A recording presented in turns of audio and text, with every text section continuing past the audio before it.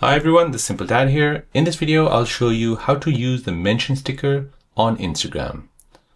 So if you want to mention someone on your Instagram story, then let me show you how to do this. So first, you want to go ahead and open up Instagram.